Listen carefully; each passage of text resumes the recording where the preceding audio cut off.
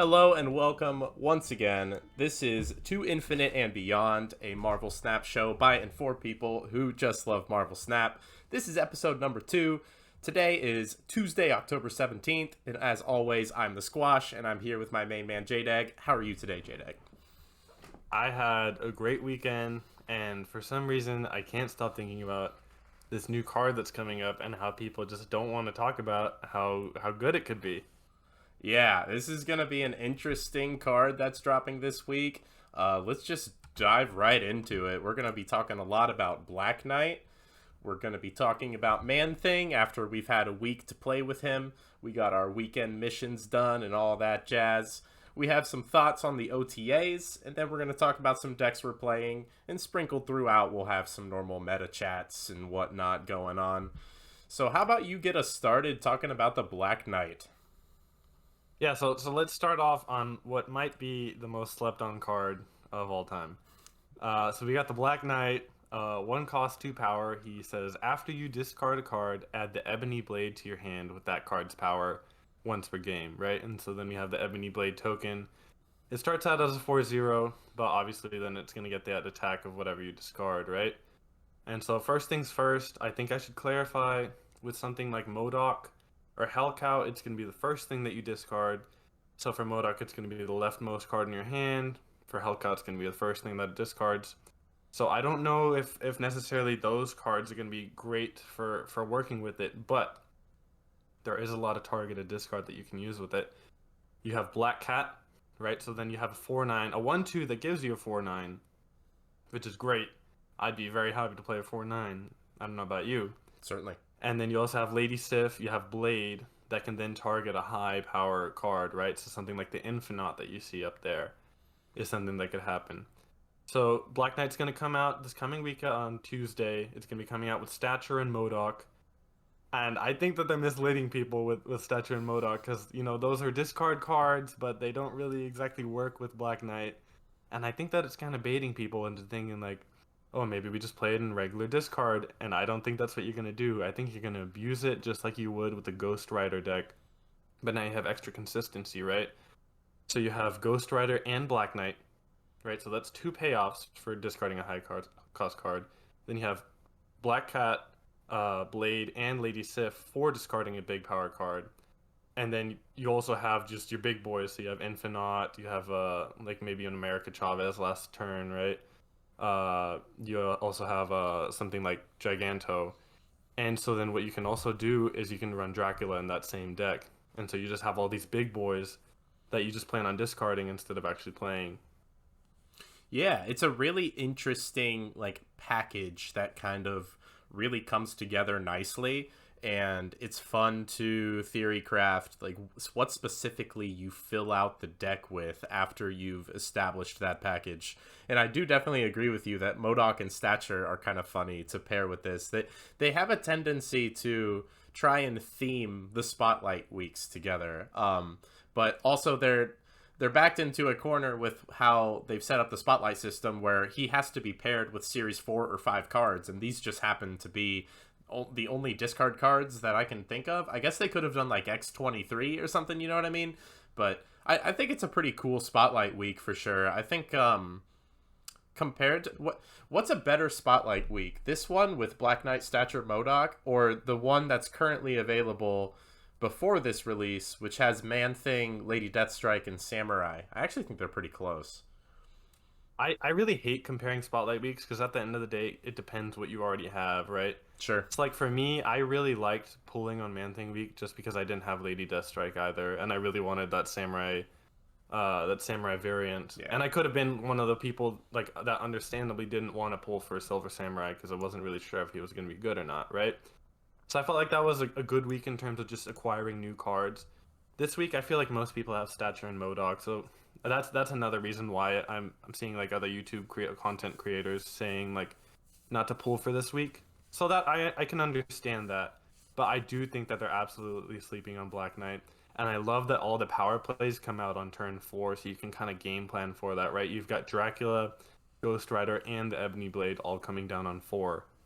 Yeah, it's really cool, and it also kind of incentivizes you to build around Zabu, but obviously there are some factors that are making Zabu a little bit more awkward right now than normal. So, Black Knight in general, just a very cool card. I enjoy his gameplay, just the whole concept of how you can drop him on turn one, and he activates his thing whenever it comes around. Whether it's your Black Cat discarding herself. It's very interesting that Black Knight and Black Cat synergize so well. You got the black and then another noun. Anyway, and it's just really cool that you have several options for what's going to happen with your Black Knight, whether it's the Black Cat or you're discarding that Infinite, which is obviously the high roll that you're going to want to happen more often than not. But also, I think having Black Cat for the consistency is going to be very important. And you're still, that's a very reasonable result for your Ebony Blade. And you have your Ghost Rider activated for later. So it's just going to create lots of gameplay situations where you're just putting a lot of stable power on the board. And you can have some turn 6 just pop-offs if you happen to have Zabu down or something, depending on how the deck shakes up. And... Yeah, Scott, and... No, go ahead. Sorry, and I just wanted to say that one of the issues with Ghost Rider is you can't really play it in a Hella deck, because once that Ghost Rider pulls it, then it's out of the Hella pool, right? Yep. So this one, the Ebony Blade isn't interfering with the Ghost Rider, right? So you have two different plays of large power. So like in the Black Cat scenario, you can play 4-9, and then you can still play the Ghost Rider, and it's still going to pull out the Black Cat and be a 4-12, essentially. Exactly, yeah. It remains to be seen whether Black Knight is best in a Hella deck or just kind of like a Ghost Rider plus good stuff deck. I'm extremely interested in messing with both. But also, what we're all about here on this show. Black Knight has some of the sickest variants. Like, are you kidding me? Every single one of these absolutely slaps. I mean... The Nightforge Spotlight I'm really into, but I think I'm waiting because the December Spotlight, which is important to note, anybody that's really interested in Black Knight, but you're kind of holding out on your resources, there's a strong Spotlight in late December that will feature Black Knight, so you could definitely pick him up later on. But the variant that comes that week is just out of this world, and you can't go wrong with basically any of these. Yeah, and that's one of the hard parts is like, I was like, maybe I should wait just because it's coming out in December. And then I saw the Spotlight variant for December. It's going to be the Ivan Coelho one on the top right. And honestly, if you're listening without actually seeing it, I don't know how to describe it to you other than just like amazing lightning sword guy with all this cool art. I don't know how else to explain it. Yeah. And the worst part is there are so many other cool variants for him. That Peach Momoko looks insane. Dude. And then the Dan Hip, you can't go wrong with the Dan Hip. The Dan Hip is the third best for me. The third. Yeah, and it's a fantastic Dan Hip. So it's really just like a uniquely insane lineup of variants. The Peach Momoko is honestly like one of the more violent looking variants that we have in the game. There's blood all over his sword. I didn't know that Marvel Snap would go that hard. And honestly, I even dig the Max Grek, which he's hit or miss for me. I know he has his fans, but that's a fantastic, like, it just looks great. So awesome variants for this card. Now we can talk about an actual deck build. You put this together, and I was really digging the look of it. I think it just kind of hits all of the points that a strong day one Black Knight list wants to look for. And so it's really working with all of the major key synergies that we've identified, which is essentially Ghost Rider especially, because you want to double up on the fact that you're discarding something big, of course, and then Blade and Sif, certainly, because those are the targeted discards that create consistency, and you know what you're getting out of your Ebony Blade, which is going to be very powerful. And of course, Black Cat as the final major synergy, just a very consistent, like, I could even see some games where you have Black Knight on turn 1 and Black Cat is going to discard, but you hold out because you have like Sif lined up to discard Infinite. I'm almost worried about that being a little bit awkward, but just like, you want to have the option, I think, right? So it's a tough call. Yeah, no, I find it funny that like we're looking at the 4-9 as the low roll, right? Yeah, for sure. That's why I think this card is so good, and I do think that you have to build around it, right? Because if you build around it traditionally with discard, you're just gonna like you can't run Swarm with it, right? You Sure. can't do like Silver Samurai shenanigans of, discarding the Muramasa shard from Dakin. Right, and so I think I should read out what the list is right now, just so anyone who's listening can hear what it is. Sure. It's Black Knight, Blade, Zabu, Jeff, Storm, Lady Sif, Dracula, Ghost Rider, Black Cat, America Chavez, Giganto, and the Infinite, right? And I even wanted, after having made the list, I was thinking, what if I just cut the Zabu and put in Elsa? What if we just toss it in like everything else? And then that's even great. And what I love about this deck is you have the Storm, and then you have all your power plays on 4, so then you can lock down that Storm lane afterwards, right?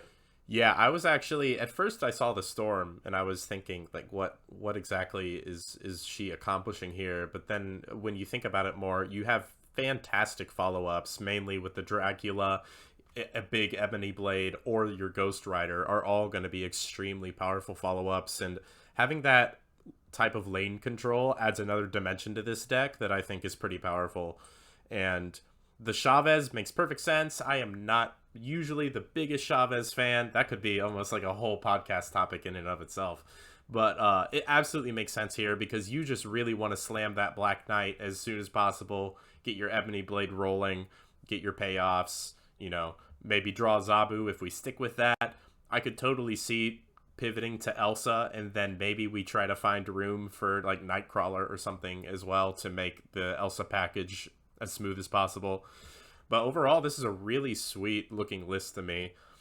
If we were to build it to be Hela centric instead, which I think is very, very interesting, it's like, does he just kind of slot into the typical Hela lists? Like, there have been some Hela decks recently popping up that are rocking Lockjaw. Have you seen those?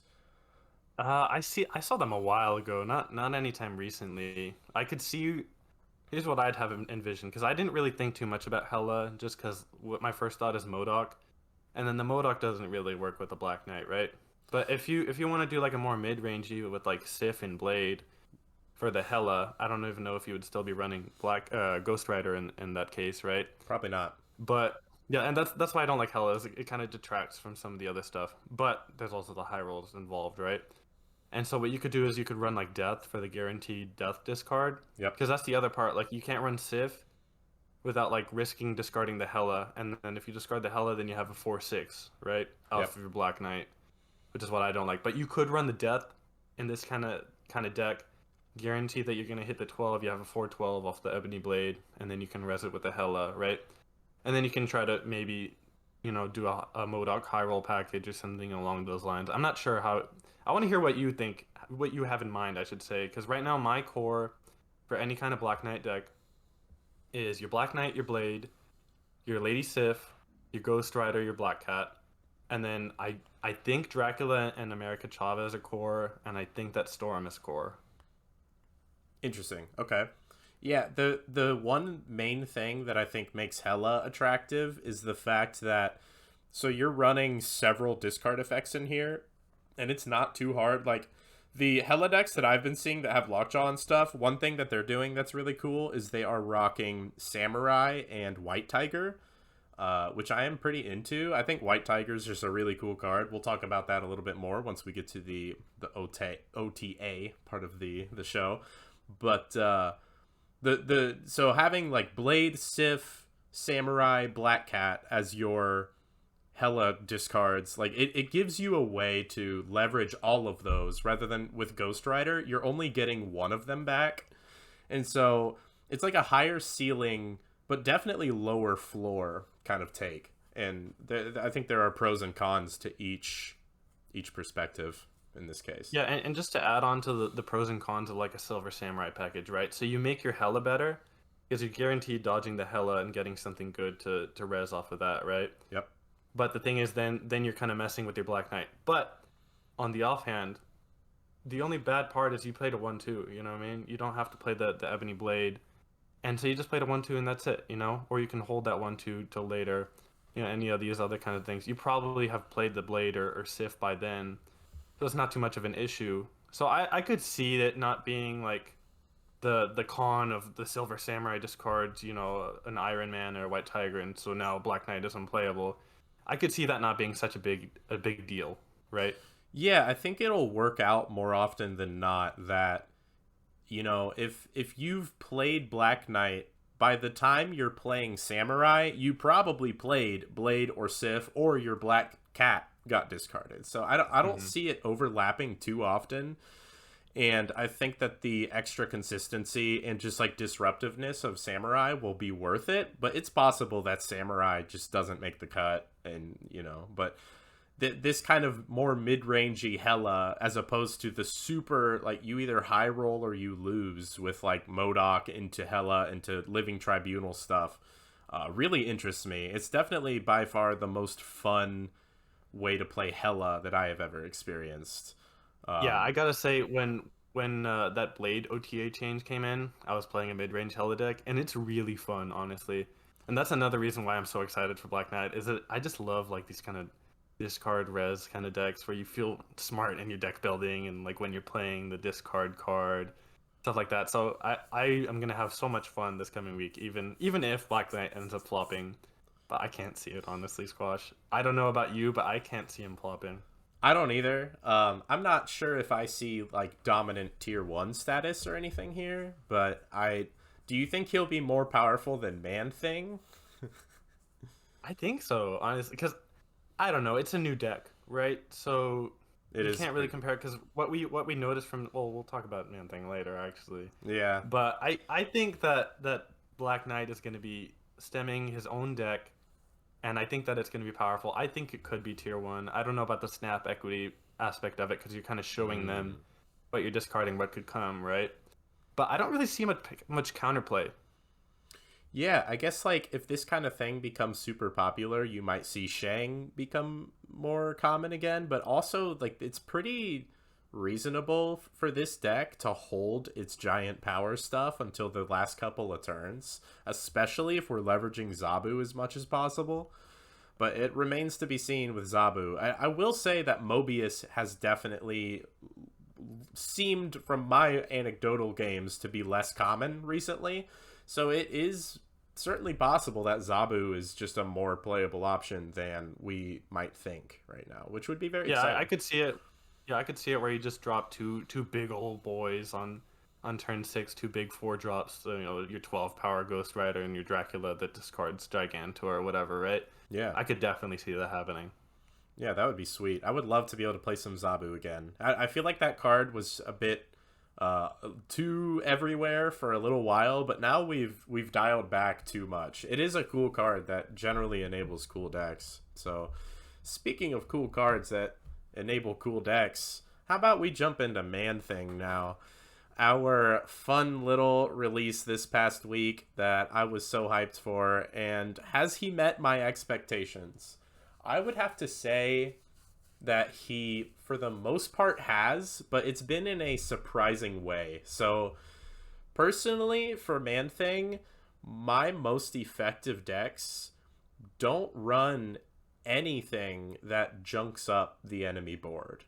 It's really just you run Man Thing, you run Luke Cage, and sometimes this card is just a house, like just a monster, and that's good enough. And honestly, I there was a tournament winning deck list recently by Eva Zord, who ran a kind of move Elsa type deck, and then he just had Man Thing in there.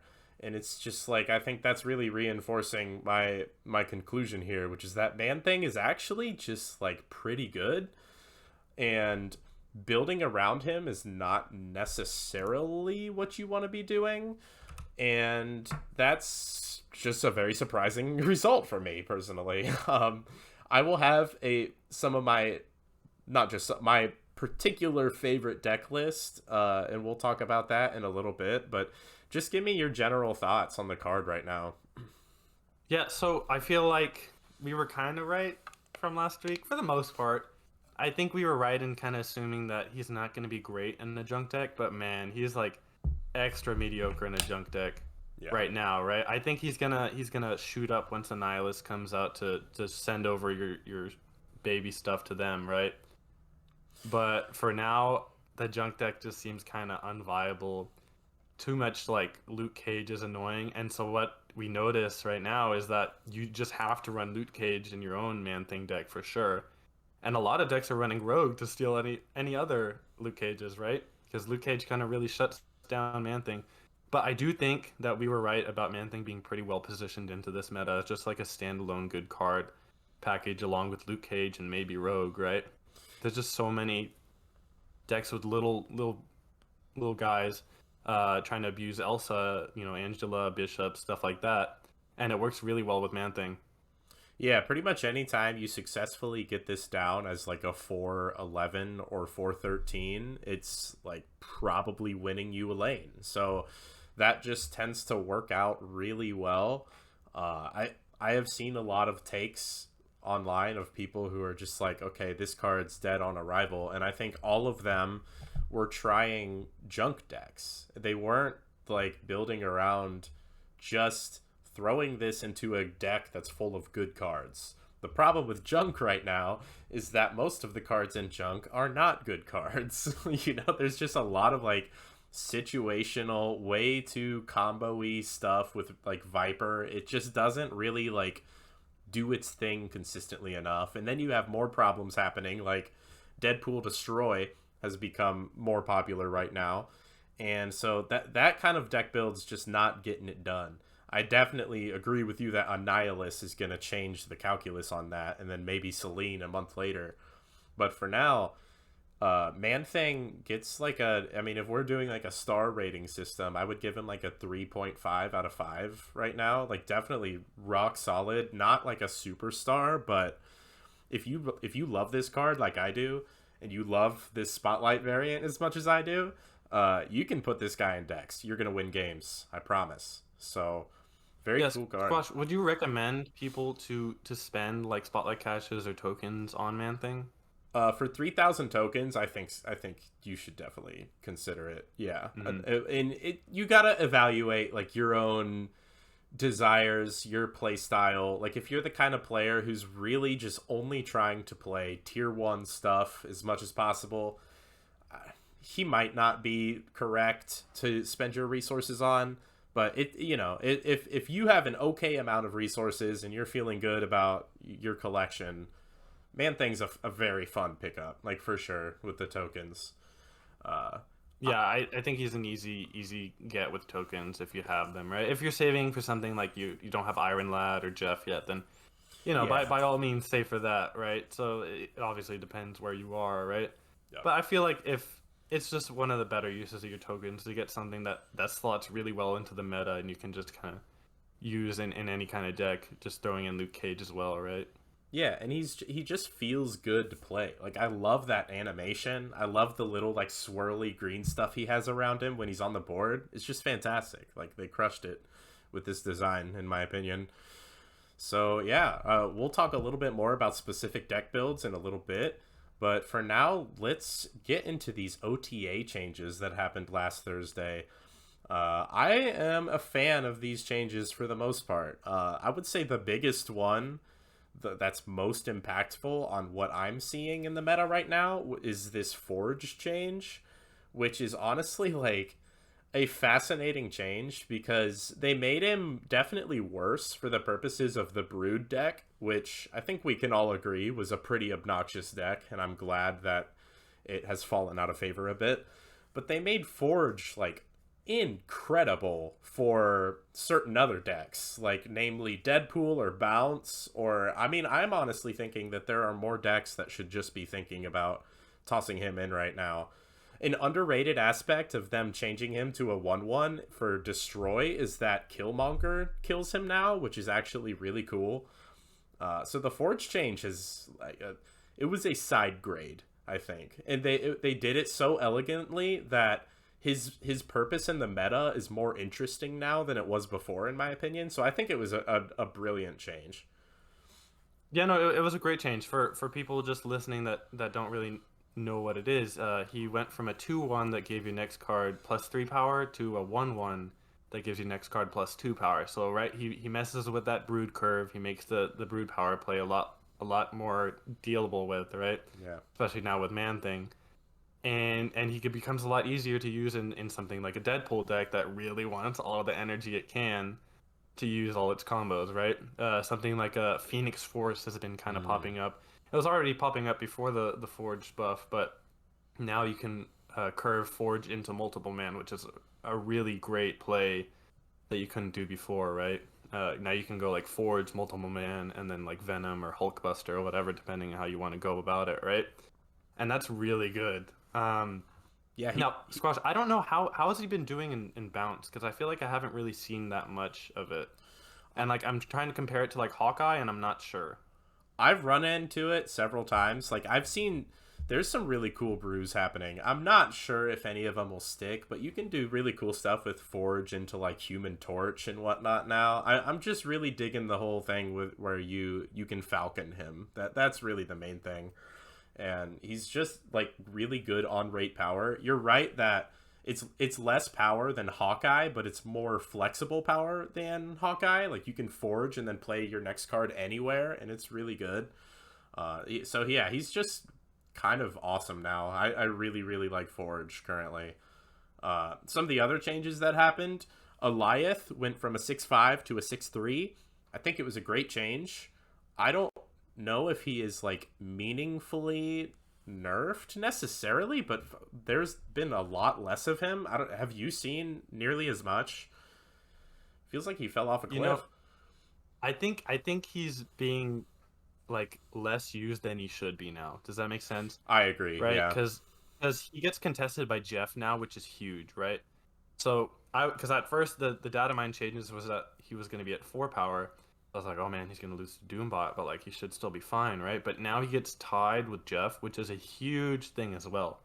So that Doombot breakdown and the the Jeff breakpoint are both big deals. But what I'm noticing is I'm just playing Eliath in like my booster farming deck that because I just want to get my hip Eliath boosters, Hmm. and people are still getting caught off guard by Eliath and still losing to it, right? So I still think that it's definitely being slept on. I do think that the breakpoints are huge, and it does warrant maybe being looked at in some decks as being a cut, and which is fine by me, right? I Oh yeah. understand Goliath was kind of, I could see it being unfun to play against, even though it's my kind of card, right? I like playing for priority and then getting them at the end, right? So I think it was a good change. It brings down the play rate. I still get to be playing it myself, right? And ruining people's days, and there's a lot of more counterplay to it. Yeah, I think it's actually a pretty great spot for the card to be. It's also the kind of card where it's gonna have especially good cube rates when people aren't expecting it. So when he's out of the meta, it's like it makes him better, but then when he gets better, then he gets worse. You know what I mean? It's like a really interesting way how like, when people are expecting Eliath, people play differently, and so that's why I think there are quite a few decks, and I will have an example shortly where the token like curve topper 6 drop is Doom now, and that might just stick for a while. It's interesting how the game has to balance 6 drops in order to be playable. It's very hard, clearly, because there's a lot of 6 drops that are just nothing, and Eliath was clearly an impactful, powerful, good design, but also like man, people do not like losing to that card, so it puts them in a weird spot. But I think they did a good job. Like 6-3 feels good for Eliath. I think they did good there. A couple other changes. Shuri lost 1 point of power. Okay, I think it's reasonable, but also clearly like Shuri into Red Skull is or Shuri into Vision are still extremely powerful lines. Black Widow, the Widow's Bite is now a 0-1, and I don't know about you, but when I first saw this change, I was terrified. I was like, "Uh oh, Black Widow's gonna be nuts now." But I've been playing with this card, especially because I've been spamming a Darkhawk deck. I still think Black Widow sucks. This card's just not good. Oh yeah, she's still mediocre. I don't know. I as the Ravona fan that loves all these changes, because now I can play Shuri, now I can play White Tiger more, now I can play Black Widow.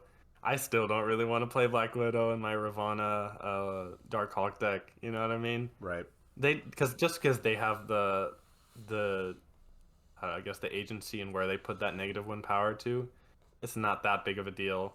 It is a nice change though. I should say that it feels flavorful in that the other opponent gets to like interact in where it goes, right? Yeah, and I don't know. It's maybe they're just fine with Black Widow being kind of a not that great of card, but I feel like this design just doesn't quite get there. It would be really nice if Man Thing impacted the Widow's Bite, but since it's a 0 cost, Man Thing does not do anything to it. So that's another huge bummer that you're just not getting enough out of putting this card into your deck right now. So Black Widow, you're still not really gonna see it. You'll see people trying it out because it just got buffed, but I don't think this card is sticking around. A card on the other hand that I do think has a ton of potential moving forward. White Tiger, the Tiger spawn, got +1 power. So now White Tiger is a 5 energy 1 cost or 5 energy 1 power card that summons an 8 power Tiger on another lane. And that doesn't sound huge, but really it adds up. And White Tiger is a card that just does a lot of cool stuff and has a lot of cool synergies. And I'm a big fan of this change. Yeah, Squash. I don't know if I can spoil, but I think both of us have a deck for the decks we're playing that has a White Tiger in it. So I'm really happy to see it getting played now, right? It's a cool card. I always like the flavor of it, shooting out that big old tiger spirit, and I love watching the show with her. So, and she's a fun card, and she's great with Ravana. Ooh. So who knows? Maybe there might be something brewing that I might be showing later. Maybe we should just show it right now. Take it over. Yeah, so you've got my Ravana deck. That's the deck that I got to Infinite with. You can tell that there's not much Cosmo to deal with right now. Not much Alioth also helps a lot, right? And so what I was doing was I was just playing Ravana.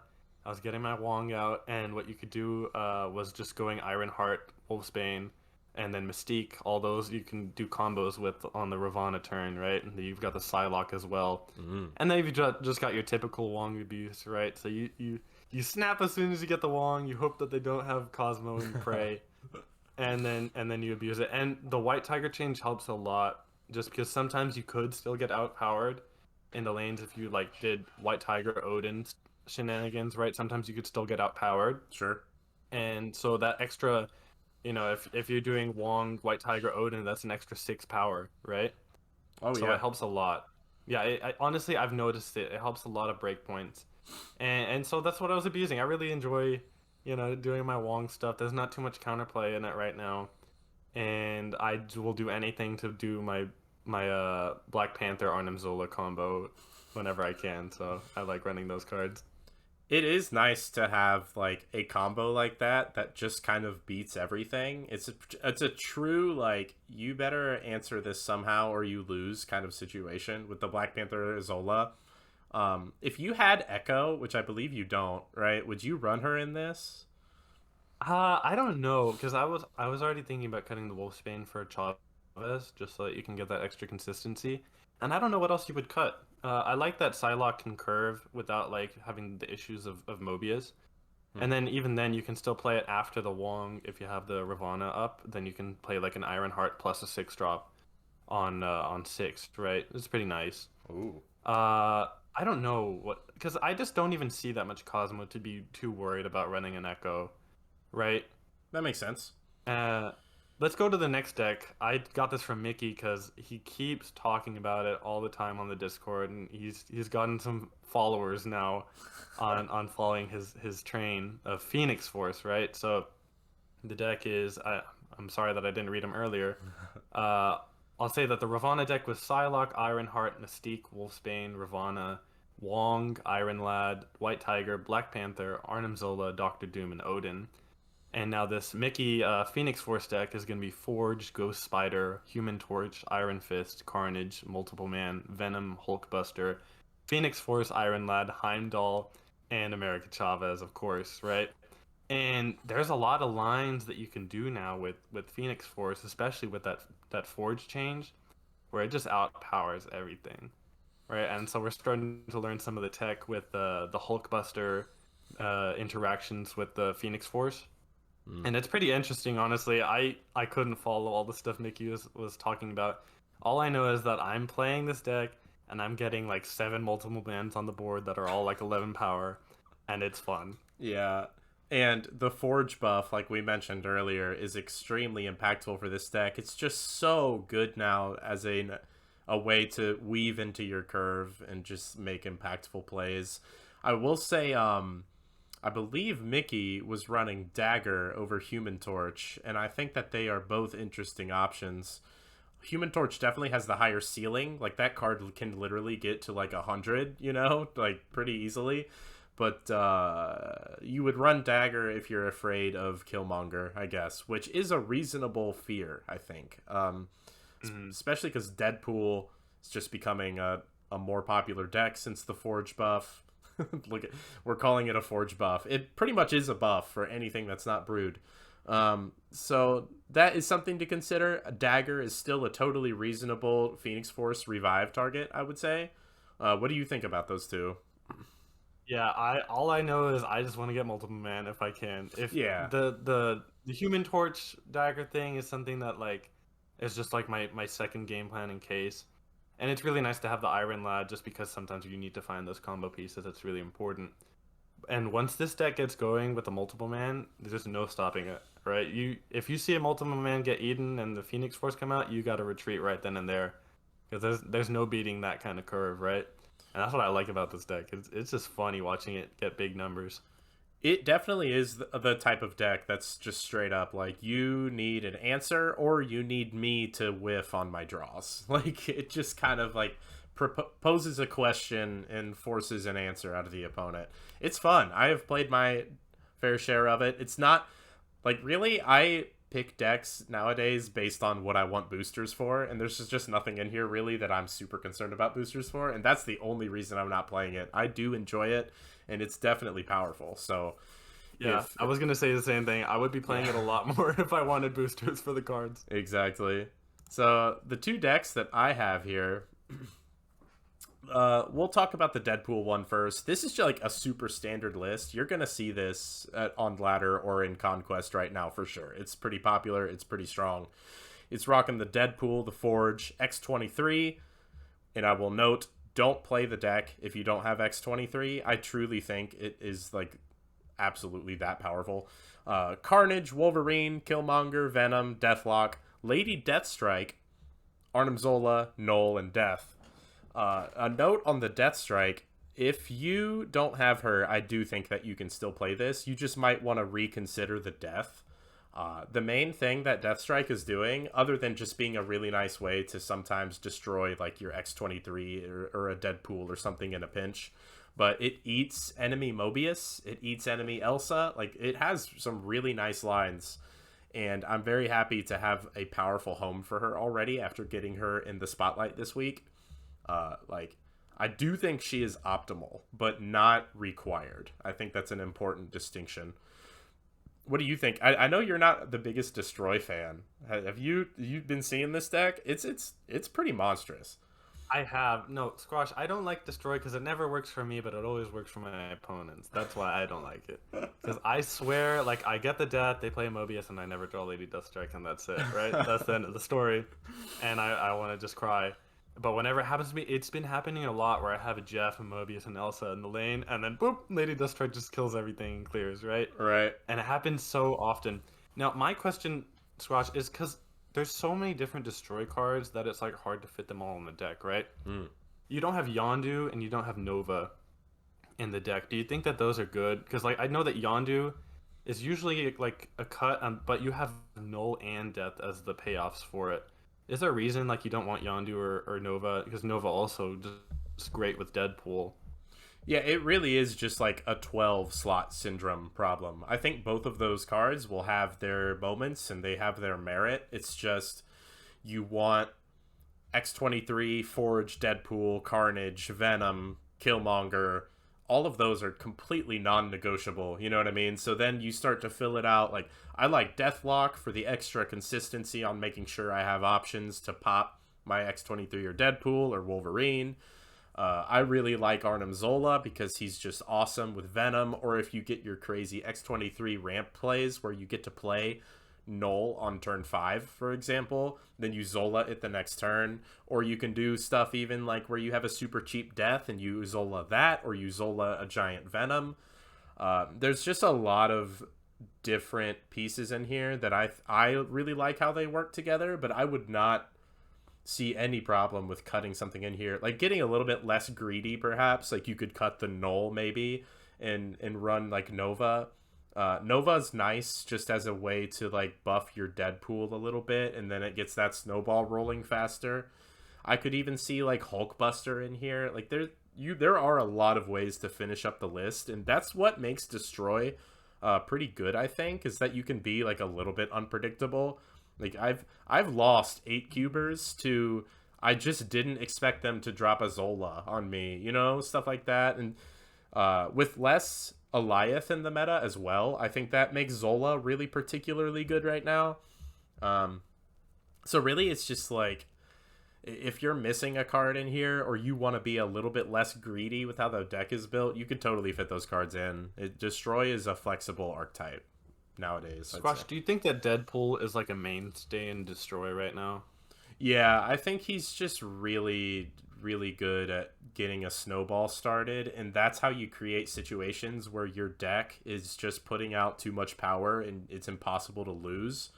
And Deadpool is a pretty important piece of that, and it even makes more sense now that Forge is so insane.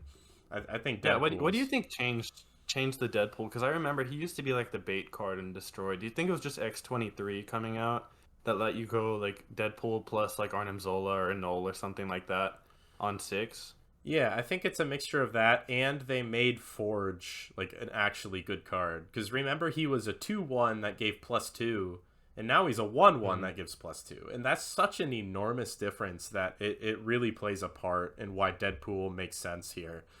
And it's just like the meta gets to points where having a Killmonger in your deck can just completely screw over certain opponents. Like we're at a point where, Killmonger used to be in every single deck, but now Killmonger pretty much only sees play in this. So those kinds of developments make Deadpool better while also just catching other decks off guard or creating situations where they can't even win practically. So stuff like that. I think that Deadpool is here to stay, which is a good thing. He's a cool card, iconic character. He should be good. So I'm down for it. Yeah, I do think that the Killmonger also helps against these Elsa decks, right? Because they're like getting ready to set up the +3 power, and then bam, you Killmonger them, and the card that they play doesn't get the power anymore, right? Exactly. I think that's an extra reason why Deadpool's doing pretty well right now. Yeah, and that's a good segue to what is currently my favorite deck, and I am at almost 8,000 snap points right now, which would be a record for me. I'm doing really well on Infinite Ladder and in Conquest with this list. So it's a Darkhawk, Elsa, Man-Thing, just like blob of good cards. It's rocking the Korg, Nightcrawler, double 1-drop, which is very important in my opinion. And then Elsa, Luke Cage, Jeff, Mobius, Rogue, Cosmo, Rockslide, Darkhawk, Man-Thing, Doctor Doom. And really the game plan here, you're just stacking a lane, and it doesn't even matter what you draw. Like if it's a Korg into a Cage, into a Cosmo or something, ideally it would be a Rockslide, but you just want to get 3 cards in a lane so you can start your Elsa pop-offs. And what I really like about this deck is how it can very flexibly, it can go tall with the Darkhawk sometimes. It can just win a lane with Man-Thing sometimes. You can just mess people up with your tech cards, like Rogue sometimes just kind of ends it. Playing a Doctor Doom on a full lane, so it's a 6/8 that throws the Doom bots elsewhere, is constantly winning me games. Just like good Elsa, Jeff, Nightcrawler lines very frequently give you so much flexibility that you can just skill diff people. I really love this 12, and the Cosmo, that's definitely the most flexible slot right now, but I'm finding that enemy rogues are like extraordinarily common right now, so protecting either your Cage or your Darkhawk is extremely important. And also there are just like I was finding while playing this a bunch in Conquest that the kind of matchups that are too difficult for me to win are like super greedy decks, and those tend to lose to Cosmo. Like I would lose to like just Wong piles, that just put out way too much power, and the Cosmo solos those matchups. It kind of really repaired like the only thing that this deck struggled with. Like the Cosmo would absolutely end your Ravona deck, right? So if I've met you in Conquest, you just cannot win, basically, just because I have the Cosmo. So this deck has been just steamrolling for me. It feels basically perfect. Yeah. Squash, I gotta ask you, because I remember you being an avid Mobius hater and denier, right? But now you're at running it, so I gotta ask what changed here. I was wrong. The card's just crazy. It just does too much while having a premium stat line. Like he's too good. There's no reason for him to be a 2/3. There really isn't. It just there's no real deck building cost to including this, and so here he is. I should. Yeah, he's kind of like the modern day armor, right? Where you were just running armor in every deck just for Shang-Chi, and that was about it, right? Yeah. But it was just getting run in so many decks. And I feel like we're noticing this a lot, where we're having the same shell of Elsa, Jeff, Mobius, Doctor Doom, Luke Cage, and then maybe Luke Cage, right? And that's just going into a lot of decks, and then just kind of plug and play whatever you want to go into it, right? So there was like a lot of other, even the Man Thing shell into that move deck that you were talking about before, right? Yep. Do you think that any of these cards are going to get toned down just because of how high play rate all of them are? Elsa, like without a doubt, at some point they have to. But other than that, maybe Mobius gets toned down. Glenn Jones answered a question saying like Mobius was an experiment and they're gonna let it play out. I think it will become clear that he can lose one stat or something, or maybe be like a 3/4 or something. I think they will definitely adjust Elsa, though. Everything else that I have in my current list seems like totally fine for now, I would say. Yeah, I think that a lot of these cards would definitely be more I guess, acceptable if Elsa was a little toned down. Do you think Elsa would go to a 2/2 that gives +2 when you fill, or would it be like, is that too little, where it's kind of like mediocre at that point? Because I was thinking maybe a 2/3 that gives +2 could work also. I really hope that they just do just make her 2/1 and keep the +3. Like I want this card to be strong. I think that it's clearly a style of gameplay that appeals to a wide variety of people. Like her play right now is definitely influenced by the fact that she's simply like the strongest card in Marvel Snap right now, but also I think people love it. Like you don't really hear people complaining about it like they were with Loki, you know what I mean? And it is like homogenizing decks a little bit, but I think there are advantages to her play style. So I really hope they just down to 2/1 and then see what happens. So yeah, because I feel like the kind of cards that she is incentivizing to be run in a lot of decks are like cards that people are fine with. Like no one complains about losing to a Jeff, losing to a Nightcrawler, to Doctor Doom. You know what I mean? Because they're just building their own sandcastle. They're not toppling yours, is what I've come to realize. Or toppling yours with your own cards in terms of Loki, right? yeah, That's what I've come to realize, is that people really hate cards that either mess with you or that use your own cards against you. yeah, and that's something that translates across card games, as we have seen. Definitely, it's not just exclusive to Marvel Snap by any means. So, all right, well, I think I would expect a Mobius nerf before Elsa, just as a last thing. If you had to pick one that gets nerfed beforehand, I feel like we would see a Mobius to 2/2 first. I could totally see that, and especially because Elsa's the season pass card, and we just know how they operate with those, which is it's fine. I understand. They chose this business model. We're not here to debate business model problems. We're here to talk about Marvel Snap because it's awesome. And that is where we are going to end this episode. Looks like we got to 50 minutes this time. Whew! We're just too good at talking about this stuff. It just keeps going. All right, well, that is going to do it for episode 2 of 2 Infinite and Beyond. Thanks again to everyone that watched. This is going to be a consistent Tuesday thing, so hopefully we can be a part of your weekly schedule. And other than that, I think that'll do it. Thanks for watching. We'll see you guys next time. Yeah, that was funny. I love. That's pretty good. Yeah, I loved that. So maybe we can have something like that at this like thanks for watching screen every time. Mhm.